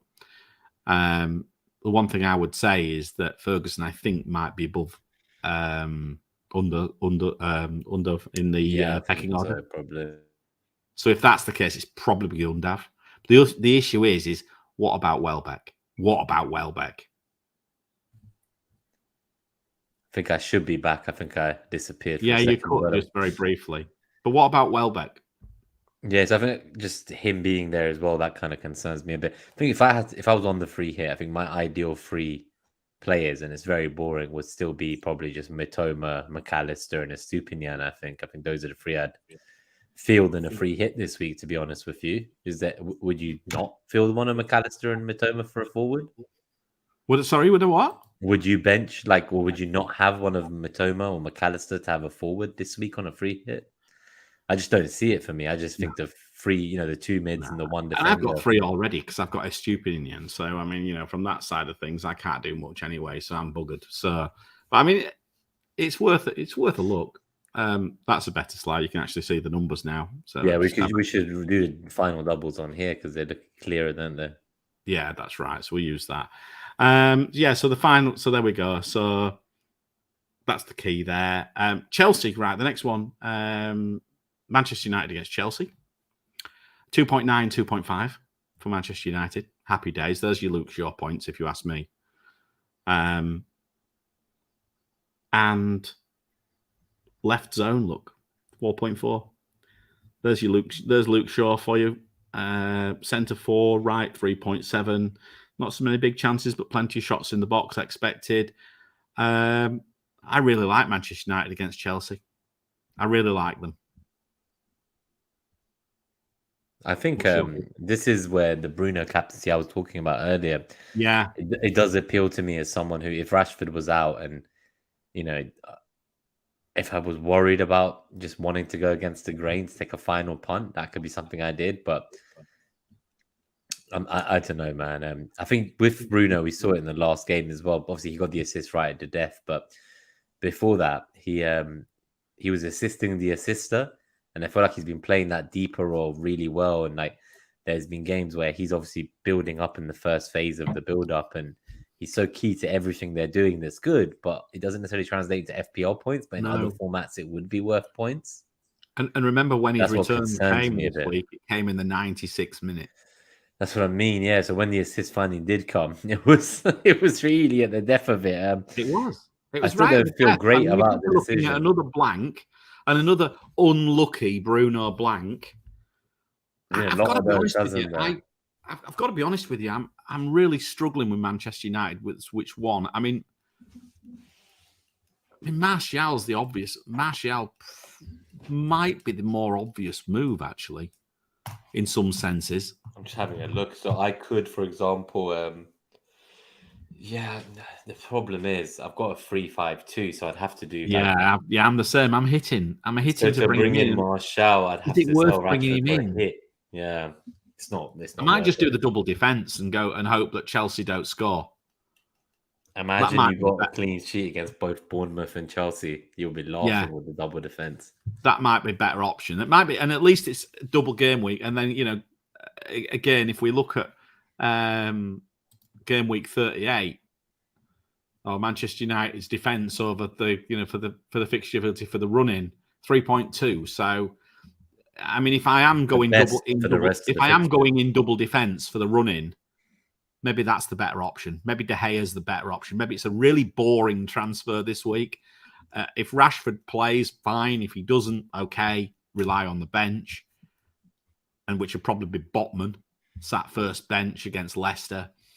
It's not the end of the world, is it? No, I think someone was asking, their question was if they free hit this week. I think they were asking about the triple United defense I mentioned to you, so that's probably a good time to cover that question now. Is that a punt you would take on a free hit, having like De Gea, Shaw, and another United defender? So if we were talking about, if we're just talking about, let me just try and unfilter this. And let me look for the defenders. You'll go way down before you start getting to defenders. They're so far down the The points table in the algo. There, and I think what's happening to Dalot? Is he? Yeah, that obviously I think he's also a bit of a risk. I guess my question is, who would be your third defender from United? Because who would be my third defender from United? No, that's my question to the people in the chat who were asking about the triple United defense. So I think it was Tricky. I found the question from TrickyMF. So the first part was, would you free hit in 37 or 38? They already have De Bruyne and Rashford, and they feel like those two might be ready to play in 38. So why not free hit in 37 and then maybe just go double or triple United defense now and then get back De Bruyne and Rashford in game week 38 after the free hit? It's a differential. It's a bit of a risk. You've got to think how much are Bournemouth on the beach. That's the thing. That's the key for me here. It is, isn't it? Because to be honest with you, I don't dislike it because I think you've got a good shout at a clean sheet with the second game. I think the double for me. I would go for the De Gea. Yeah, I think double, treble seems a bit too far. The issue, I'm just trying to think who is Varane's back now, isn't he? Yeah, that's true. You could go there, but I guess the question again is like, how many minutes are they going to give him in every game leading up to the cup final after coming back from injury? I don't know. Yeah, absolutely. Very tough. Very tough. I mean, the trouble is none of us are really experts on Manchester United, are we? That's the key. I mean, you can see from the numbers that Manchester you need. I've no option and no problem with double or trebling up with Manchester United on the running. None. It's just who is the third we're asking, I guess. It's just which three. Yeah, that's I mean, look, if we're just talking about the running now, you can. I've highlighted this, and so who I've highlighted Arsenal attack. For me, I think that is Odegaard. Yeah, no, I think I'm looking at that game with 38 move for the Arsenal attacker. You see, I might do it in 30. I might. Are you looking to maybe go early? I might look at doing it in 30 because you don't want Anthony from United. You don't want a City mid. You don't want to risk the minute. You just want to go straight for the Arsenal player. Yeah. So you've got Brighton, obviously, attack over defense, significantly attack over defense. I don't think I'm bringing a Brighton defender in now. Manchester United, significantly attack over defense, but defense is still very good and, in fact, best. Second best behind Palace, and you ain't going there. Liverpool, attack, not defense. I wouldn't bring Trent in now. I wouldn't sell him. Manchester City, attack over defense. Defense, unless you're going for Ederson, who the hell would you go for? Attack, which 2 or 3? And Newcastle, attack. There we go. Then you've got a little bit for Harry Kane as well. Probably sat there. So that's basically where we are. The template Nima, looks as strong as hell. It does. And I guess just in the chat as well, people talking about Lindelof's been picking up the bones recently from Travis McKill. Completes lots of passes, doesn't look like scoring. C Hunt, Shaw, Varane, Lindelof as a triple up. A lot of shouts for Lindelof from Nehal and Assad as well. And then Rob says, I reckon Dalot will get 1 game. Safe pick, Shaw, De Gea, Lindelof. So it seems, I think Varane's definitely the riskier pick. So I think if you did go triple, De Gea, Shaw, Lindelof seems to be the common consensus. But for me personally, I'd still be looking at De Gea, Shaw, and Bruno, I think. I think De Gea seems very obvious to me to give myself a double game week keeper and set myself up for the last game of the season. Yeah, no, that makes sense. But the only problem is it's just boring. And I'm bored. That's how this season has felt, isn't it? And I think there's a question as well, which we'll ask for William asked about, does the template get stronger season by season, or is it just recency bias? What do you think about that? I actually think there's more knowledge now. I think people are more engaged. The people who are still playing now are very engaged. Everyone's in. At the start of the season, there's a lot of divergence because there's a lot of players who have a bit of a dabble at it, but then lose patience, things slow down, and then get done by Callum Wilson or Mahrez or someone like that, and then go fuck this stupid game and throw it in the bin and delete the app. But I think the amount of information out there now and the amount of the people who are engaged, the people who we talk to on here, the people who are watching Ross and Harry and all the gang and listening to Tom and Brandon, etc. You know what I mean?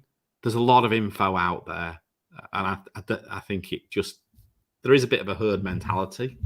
I just wish, in some senses, the game gave us options to be more. Not maverick. I think maverick's the wrong word. But I think if the game gave us the option to be different, then it would be a better game. I don't know about you. Yeah, I think it comes down to pricing as well. So I'd say if we were playing in like the season that Leicester City won the title, every team would have kind of like Mahrez and Jamie Vardy and a Leicester defender, and those three would start every week, and they'd all be 100% EO, and then like they're all so cheap and affordable that you can then fit in loads of big hitters around them, so then everyone has all the big hitters too. And so I think there's just some seasons there's ebbs and flows, and this season particularly with kind of the way it's fallen, the cancellations that happened earlier in the season with the Queen's passing, there's been a lot more doubles than we would expect. I think next year it seems like only the cups are realistically going to cause any major issues. And according to Ben Crellin, so according to Ben Crellin, he reckons the only kind of like large double game week might even be Double Gameweek 37 next year, and the only other ones would be quite small. So this is obviously a disclaimer unless anything crazy happens again, but that will hopefully mean that combination of less double game weeks and also having a bit more of a pricing that's accurate would help. I think they've released very early this year for a big marketing push to get more signups. That over 2 million more registrants, from 9 million up to 11 million. So hopefully if they do release early this year to get kind of the marketing push out, they don't criminally underprice a lot of assets that makes it too easy for all the teams to just have them.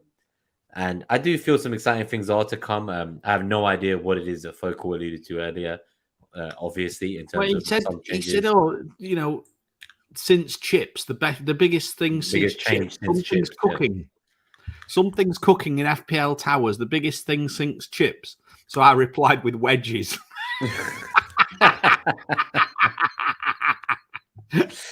Oh, I love it, man. Should we I'll play the captaincy jingle, and we'll get the captaincy metric up, and then we'll answer some Q&A. Yeah, exactly. Let's answer a few questions. Cool, let's get the metric up.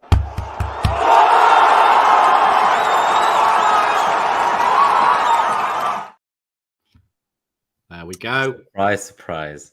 It is a surprise, but you know what? There's caveats, isn't there? Because what about these minutes? I mean, this is it. Basically, you have 4 Manchester City assets sat at the top of the metric. You've got Haaland, you've got KDB with a minute's risk, but maybe not a minute's risk because he's had a rest.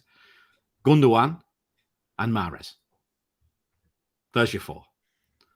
Take your pick. Fernandes does sneak in as the kind of the only non-City. Fernandes sneaks in, but look, he hasn't had a haul. There's only 3 players on that list who haven't had a haul. Fernandes, McAllister, and Mitoma. And now I own all 3 of them. Fuck it, I own 2 of the 3. So anyway, look, Haaland. I think, if De Bruyne's minutes is the same as Haaland, De Bruyne jumps over Haaland. There we go. I'll tell you that now. Or very, very close. I hope De Bruyne is actually, if you think De Bruyne's going to play more minutes than or the same minutes as Haaland, you could consider going against Haaland if you own him at least. That wouldn't be the worst thing to do. I don't know about you. That might. Do you know what? Oddly enough, this might be the week to go against him, depending if things play out the way that things could play out. I think tomorrow makes a massive difference for me. I think it does. I think there could be a bit of a bandwagon start to appear to go against Haaland from tomorrow. At the moment, I've seen a few polls. Yeah, I've seen a few polls, and the polls I saw on people's Twitter accounts, I think it was running at about 70% saying they're going to captain Haaland so far. So keep an eye on that number and see if it's still 70% on Friday. With all honesty, right? What would need to happen? So, City have to get to the Champions League final. Point 1, right? That's essential for this resting to start happening. I think Pep's going to go, I don't want to get anyone the league's virtually won, isn't it? The league's virtually won now.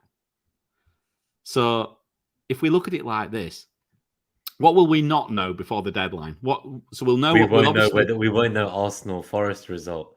We won't know the Arsenal Forest because if we knew that, then we'd know how the Chelsea game will be approached, let alone the next game. But to be honest, have they? I mean, you know better than me. You probably look at the league table well, you're maybe not looking at the league table anymore, but you would be looking at the league table a lot, and I haven't. So obviously, they can win the league if they play if Arsenal drop points, right? Yeah, pretty much they win the league if Arsenal lose. But if Arsenal don't drop points, but then they win the league if they win against Chelsea. So it's like even before the second game of the double, they still win the league. But surely they've got enough to get past Chelsea. Haaland's minutes are going to be managed one way. Surely he'd be rested in the following game, not the Chelsea game, right? This is the thing, isn't it? Oh, God. I think he starts all of the final games for what it's worth. I do think he starts all three of the final games. So do you think... So where are you with minutes then? Where are you with minutes? So I'm on Captain Haaland at the moment. Same? Do you think De Bruyne's minutes are going to be the same? So it's going to take him very close to Haaland on this captaincy metric, by the way. Very close indeed. Well, as soon as you take his minutes. I think De Bruyne's minutes will be higher up. Although he doesn't seem so afraid to just rest De Bruyne and play Alvarez right now. And I would argue that Haaland at 22 has... He needs less resting than De Bruyne. He's like their premium champagne De Bruyne. And if there's anyone you want to be wrapping in cotton wool, I argue it's maybe him. So if De Bruyne plays, does that mean Gundogan won't? There's a possibility that's... I think Gundogan only starts one of the two as well. This is where it gets really tricky with if Rashford's out and you're going to go buy a City mid. Normally, I like to look at a captaincy metric, even if I'm not going to captain those players, as options for transfers in that week because they're like the highest upside for hauling. So in here, you would argue that someone like De Bruyne or Gundogan or Mahrez, even Grealish, they're all fantastic options to bring in for Rashford if Rashford's out. And funnily enough, the only one who isn't a good option is Foden. He's not even on the fucking list. Yeah, I was going to say, so Antony and Foden don't appear on the list. So Antony's just... Is it that he's not here because he just doesn't make it up the list? Because obviously Bruno's quite high up. Antony's not on the list. I refuse to put him on. Okay, fine. I just wanted to make that in case anyone's looking to buy Foden is on the list. He's just not on the screen. He just doesn't make it, yeah. Doesn't make the cut. So, I mean, you're looking very, very clearly at, I mean, Haaland is the safest pick, but do you know what? I'm not going to be good. I don't own KDB. If I own KDB and Haaland, there could be a little devil sat on my shoulder just pecking, right? How about this? So Matthew makes a good point. He says De Bruyne on those numbers with only 77 minutes expected is Salah to De Bruyne for a hit, blindingly obvious. So I'm just looking at my team. Before the Rashford injury, my transfer was just Salah to De Bruyne this week. And then it was the idea that Salah's home against Southampton on the last day and Liverpool might be moving him back. Yeah, that's what I mean. Liverpool might be trying to get into the Champions League, and I don't even know if De Bruyne is going to start these games. So, and then the Rashford injury happened, and obviously Rashford all the way up to De Bruyne isn't going to be possible for me if I'm keeping Salah. I don't think. So that's where it gets a bit tricky. If you don't if you're happy to keep Rashford, I'm looking. If Rashford don't play, and I sell Salah for De Bruyne, I have to get Botman off the bench or something. So I'm not really looking for Botman off the bench instead of Rashford just to buy De Bruyne. So it's difficult. I think the pressers will make a big difference. If I hear Rashford's fit and I'm pretty confident he starts both games, then I think, Matthew, that's where the punt for Salah to KDB becomes hot for me, because there'll be some people who have a City defender. They bought Alvarez a few weeks ago, or they already have a midfielder they want, which isn't De Bruyne. They have a Mahrez or a Foden or a Grealish. And I think for us, Matthew, in that scenario, KDB could be a differential to see out the season. And that scenario for me is that Rashford is fit and that I can move to De Bruyne, whereas other people can't do it. Because that's the other thing you got to be careful of with these narratives you're seeing. A lot of people saying they can't, they don't want to condone the Salah to KDB move. They already got triple City, I think, because they've got the defender, they've got the midfielder, they've got the striker. So it's very easy to build a narrative against an asset when you can't get there, right? I mean, the thing is, Liverpool have now, Salah he still missed a bloody sitter, didn't he, at the end? Liverpool do look much better, but I think they're a different beast. They do look much better. And they're a different beast at home. And they are at home. And they've got 2 home games now. In a row, yeah. Southampton, the last game of the season, and quite frankly, that could be a cricket score. Yeah, I just don't know. It's too tough. Like with the minutes Can being you what they go are. to KDB and back to Salah? Is it worth? Is it worth 2 moves? The points? Is it worth the cost of those potential transfers? Plus the fact, God help you, you've got some other shite on the bench like I have. And you end up, you end up with a flag and you end up taking a -8 going into game week 38. I mean, I don't know it's worth it. I think I'm probably just going to play Salah and look for someone else. Yep, no, that's fair. Let me, I'm just starting some questions in the chat to cover when we get there. Let's thank the haulers real quick and we'll go to the questions we have. Sorry, go back to it. Put it back on the screen. Oh, it's just the 2 of us at the moment. Yeah, so thank you to our super haulers on YouTube. We have FPL Robbie, Greenback Golf, Daddy Bot, Tahar, and Harbour Boy. Haulers on YouTube, Dread FPL, FPL Craig, Podner, Kevin Rose, C Hunt, FPL Mike Halpin, Donny FPL, Oscar Arias, William, FPL Teacher, Blonde, S Scottism, FF Casuals Pod, Tom Gorsuch, The Vindra Raj, Lindsay, FPL DG Boy, Akshay, Dom, Claire, Catherine, Salah the Samurai, Antonis, Harry Not Kane, Neil, Sebastian Koo, Benjamin Lockwood, and our Patreons, Elron, Lucian Gan, and FPL California. If you do want to support the channel, consider becoming a member as well. You can get access to all the data. I've been told Gabe's NetxG data that wasn't on the show today is in the Discord server for those who are supporters either on YouTube as a member or Patreon if you're a podcast listener. Other than that, if you enjoyed the episode, do hit that like button. It really helps us out. And get your questions in for the Q&A at the end of the show. So I'm just going to pull up some of the starting questions that we've had throughout the night. And we will cover those as we go, but do get some final questions in. So fair enough. TrickyMF asked about anyone for Reece Nelson in game week 38. You answer that one. He's leaving, isn't he? Are they going to give him a send off? I don't think he's going to accept a new contract. Not for me. I wouldn't go there. I'd still get Odegaard or Jesus, or I'd be looking at something like Saka or Martinelli if he's fit. I think I'd just prioritize those assets if you can get there. There's just more of a thought. So William says Leicester going down is sad for FPL, I think. Had so many fun players over the season. But the players moved somewhere else. It's yeah. You know what I mean? I mean, you've got Burnley coming back. We've got Burnley and Sheffield United coming back up. We're probably, we could have Luton coming up. Do you see Luton beat Sunderland 2-0? 2-0. So they've gone through 3-2 on aggregate. So Luton are in the final. They'll play. Who is it? Middlesbrough or who are they playing?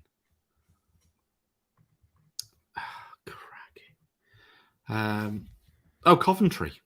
Coventry City. Middlesbrough or Coventry. So it'll be interesting. Well, at least have a new team in there. Or maybe. Well, unless Middlesbrough come up, that'll be boring, won't it? But yeah, I mean, the players just go somewhere else.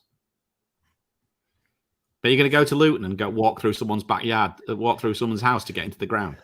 I might do. I know from FPL Juice, Ash is a Luton man, so maybe he can give us a tour. They were in the same league as Grimsby about 7 or 8 years ago.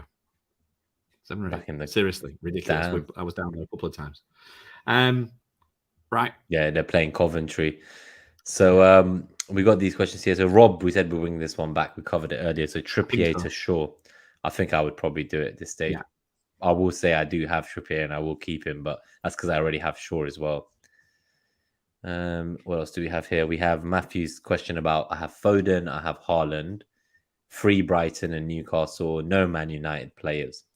I'm thinking Martinelli to Bruno Fernandes, Trent to Varane, 0.1 million short of Shaw for a hit, or Salah straight to Bruno for no hit. Anthony also tempting. So it's basically Salah to Bruno, no hit, or Martinelli to Bruno and Trent downgrade for a hit. I think I'd prefer Martinelli to Anthony no hit in that scenario than downgrading Trent to Varane. Wouldn't downgrade Trent, yeah. I mean, Trent can, quite honestly, in the next 2 game weeks, is probably going to may well outscore a double game week. I think for me, it's Salah straight to Bruno or Martinelli to Anthony. I think that's the way I'd be looking at that one there. I think I'd be avoiding the hit ideally this close to the end of the season. if it was for sure, the more kind of nailed guaranteed minutes would make me feel maybe more confident of that hit. But And the the fact chance that for you're an just attacking short, return. yeah, the fact that you're just short, yeah, because I'm not confident of Varane getting the starts, just coming back from injury and that. Tend to agree. We have Travis McKill asks, if Man United don't have anything to play for in game week 38, who do you see them resting against Fulham? They play on the 25th of May, 28th of May, and then the cup final on June 3rd. Ooh, so I think Liverpool are going to push them to the last day, as will Brighton. I think Liverpool and Brighton are going to push for whichever one of Newcastle or Man United slip up in the next few games, which I think the top four is locked, but I think that pressure is going to be on them right until the death. So I'm not expecting that resting scenario to unfold, hopefully, for our FPL teams at least, hopefully. If they were going to rest people, who would you say? I think that's where like the Varane resting maybe makes sense and that kind of the situation. Well, I mean, if they're going to rest anyone, I would say, given the fact he's just coming back to fitness, I would say it'd be Rashford. Yeah, Rashford as well. So that's why, again, he's someone I'm more concerned about even keeping. Yeah, I think if anyone's going to rest, it's probably going to be Rashford. Yes, is that key to them? Is that key to them for the cup? And you know they want to win that cup final, right?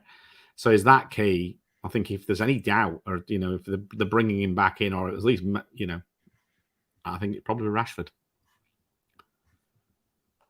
Yep, cool. I'm just seeing some of these questions I've commented on. I realized they're not actually questions; they're just bloody comments that I starred randomly throughout the show. That's all right; it's fine. So Asad Ali asks, thoughts on Rodrigo for the metrics against West Ham, so the Leeds versus West Ham game. What are your thoughts on a Rodrigo punt from Leeds? I don't think the Leeds numbers, even though they're fighting for their lives, you didn't seem too impressed by them, did you? Looking again now, hang on a minute. I'm just checking for any questions. No, there's nothing there. No, there's nothing there. I mean, you're in absolute punt territory. You're in punt territory and you're in Sam Allardyce territory. Yeah. Right? Have Leeds been good away from home this season? No. Have West? Do you know what I mean? They haven't. Yeah, I wouldn't be going there personally. That's sad. No. I still think the Palace midfield is a more exciting option. Yeah, I think you're probably right. Yeah. So we got some questions from the Discord as well, from the haulers who are supporters on YouTube. So Don Black Dragon asks, Alvarez hold or sell for game week 37? Apart from X minutes factor, do you see him filling in for Haaland? I think if you have Alvarez now, he's a straight hold for me. Yeah. You're going to hold him and you're going to play him. Definitely. Game week 37, is Bruno a must if Rashford is out for the doubles? Any other United attackers? Personally, if money's no problem, I'd rather Bruno over Anthony. But if money is a problem and it takes too many hits and restructuring, then Anthony, God, I would still rather really, are we really talking about Anthony as an FPL option? Fucking hell, we are desperate, man. No, I won't go for him personally. He has looked better in recent months, and he's shown a lot more than Sancho has shown. I bloody hope so, because he was shit before. I mean, Christ. Well, I just feel like he slows down the attack as soon as he normally gets it down the wing, but he has been better, and he's keeping the ball, he's getting it forward fast. But I just feel he's incredibly one-footed, and I don't really want him. But with the fixtures for United, with the fight for top four, I think everyone's talking about him, but it's just one of those moves where I would still take a City player playing one game over him personally. I tend to agree with you. I think, I think Bruno over you know what? I think I'd more likely go. This is the reason why, and God help me, this is the reason why I'm keener on Martial. Probably because I'm that switched off the fact that it's Anthony. The trouble is that you're going to have to take a hit. You'd have to leave Rashford and hope, or take a hit. You know what I mean? And that's, to me, I'm thinking the double defense is a better route because of the goalkeeper and the double defense, because I've got a Kepa problem to get rid of. Yeah, but I think in that scenario, it will still be Bruno. I don't dislike Bruno over at Anthony. All. Over Anthony. I just don't. I mean, Bruno over Anthony, a million. I guess they're completely different price points. But Travis asks, he says even that he. Yeah, I agree with him. I agree with him. Yeah, definitely. And William's going to clip this because he's feeling confident about his Anthony punt. So we'll see. I mean, fine. I hope I'm wrong. I genuinely hope I'm wrong. But honestly, there's nothing jumps out off the page at me to tell me that he's going to haul. No. Cool. So I've got Sebastian's question from the Discord now. So planning to do a -12 hit. should I sell Trippier or Botman to Shaw? So that's the first move. Grealish to Bruno Fernandes, Watkins to Enciso, and then Kepa to De Gea. Raya is my goalkeeper on the bench. So he has a similar situation to you, Mariner, with Kepa and Raya as a double there. So one of the hits, I assume, is Kepa to De Gea. Let's say that's a -4. The other -4, Watkins to Enciso. And then a -12 part is Grealish to Bruno. So I guess you're going to. 12. It seems very excessive. De Gea, okay, so you get De Gea for 3 games. I think that -4 in isolation, like, it's okay if they keep a clean sheet, but even then, you're like, the gain isn't much, I don't think.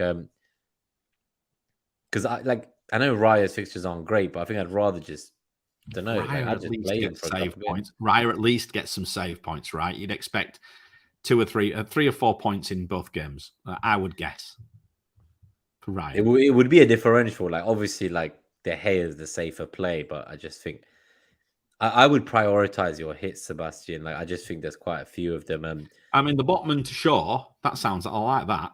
Yeah, like Botman to Shaw, if you can afford that. I'm assuming you can't then afford Grealish to Bruno without Watkins to Enciso. So I think if you can leave the goalkeeper part out of this, I don't mind the -8 for like Botman to Shaw, Grealish to Bruno, Watkins to Enciso or Ferguson. I think that's all right. But I guess it depends on, like, are there any mini leagues where, like, you're like a certain number of points behind, and this -12 could be the difference between kind of finishing the mini league in the position you want or dropping ranks. So it's kind of, you got to make a priority now. A few hits just recently, don't half eat your rank as well. It really that -12 will hurt if other people are not hitting. I mean, the only time I've taken a -8 this season, and everybody else was taking hits. So I was like, I'm not quite so worried about it. My -8 felt like a -4. My -8 felt like a -4, but I don't think people are going to be taking. I don't think there's going to be many hits this week. No. Yeah, so not for me personally. But if you were going to do some of those moves, I think the goalkeeper. I mean, single game weeker for double game weeker. I'm all about double game weeker to a double game weeker. Grealish too. Yeah, like Grealish could easily play both. Yeah, exactly. That's not so straightforward, right? And then if you don't need the money for Grealish to Bruno, do you then need Watkins to Enciso to fund it? So then maybe the 2 moves you do are Botman to Shaw and Kepa to De Gea -4. And that's it. You just get 2 United defenders, and that's the route you go, and you don't go for United attacker. I think so. I think wait for the presser. There's a lot of news, because I don't know if you own Rashford as well, if you've sold him already, for example. Like, if you own Rashford and you're talking about this -12. It seems strange to be talking about taking a hit for defenders, but if you think about it, if it pays off, the differential is going to be very significant. I think so, because even now, like, I'm looking at De Gea and Shaw. Like, Shaw's got about 28% ownership where I am, so combined, De Gea is relatively low, I'd guess. I mean, the amount of people who own De Gea and Shaw, I wonder what Manchester United's combined EO is for defence. I would imagine it's fairly low. Yeah. So the last question from the Discord from FPL Hunt. Start one of these. Dallo, Martinelli, Isaac or Wilson. I assume Isaac or Wilson means that, like, I assume that, like, either, as in, like, he only has one of the 2, not both. So because it's like Dallo, Martinelli, Isaac, and then it's got like a /Wilson.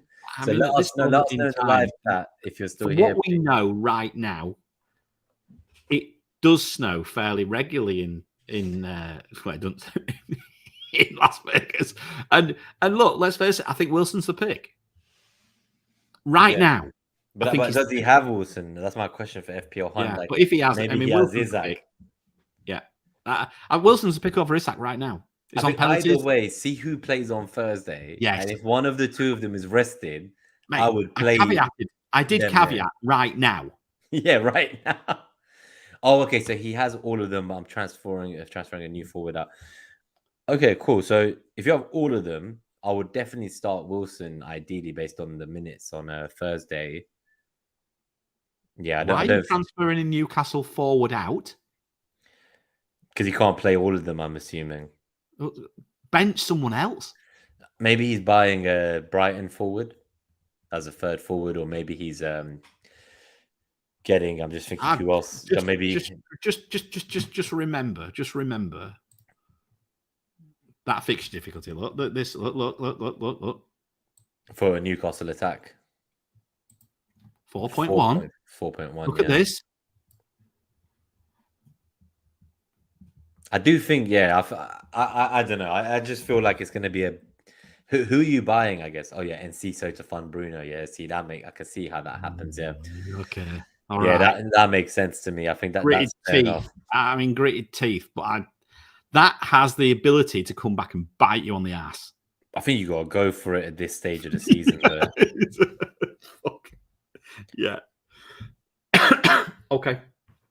Any more? Or is that? I guess my question is, do you have Salah? Because that's something I need to be open-minded about. But like, I would stay open-minded about maybe Salah to Bruno, no hit, keeping your Newcastle forward. That could be an option. If you have 2 free transfers and you're able to do this and Ciso and Bruno move, then fantastic. But if it's for a hit, then I think the Salah to Bruno could be considered as well. All right, I think that's all the questions, Mariner, that we have time for today. I'll tell you what I was going to just do just before we finish, because we don't often do it. But I was just going to put my team on the screen, right? So you can just have a quick look at the sort of dilemmas that I'm in, right? So let's have 2 minutes on that. Your thought train. So there we go. So we've got Raya in goal at the moment. I'd say Raya.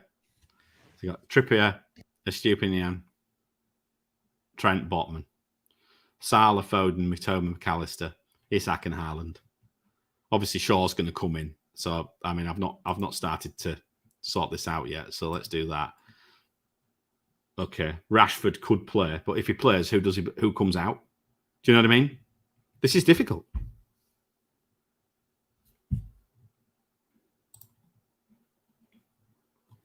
If Rashford's fit. Do you see what I mean? It makes me think that my simplest move is probably my goalkeeper. I don't know where you are with all this.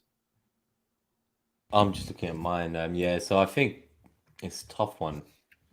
Yeah, for you, I think definitely the goalkeeper seems the most obvious option.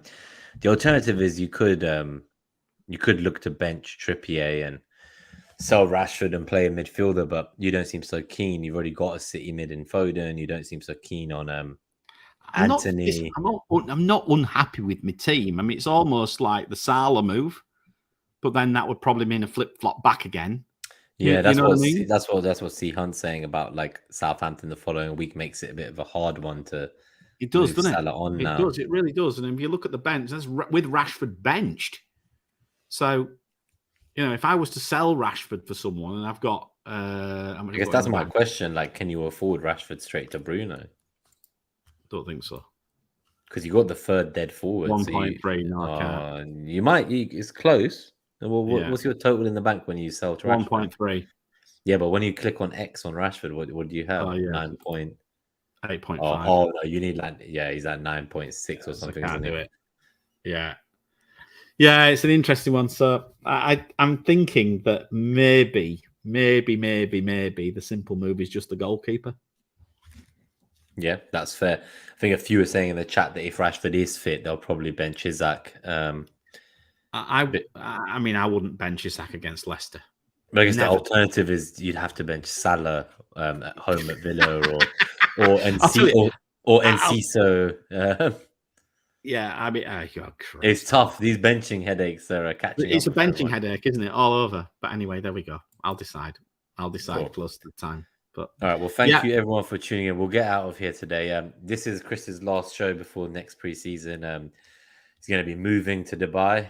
Some new UK-friendly stream times next season as well. And I will be back with Gabriel to do Game Week 38 next Wednesday, probably around 6 p.m. So it's slightly different and earlier in the UK.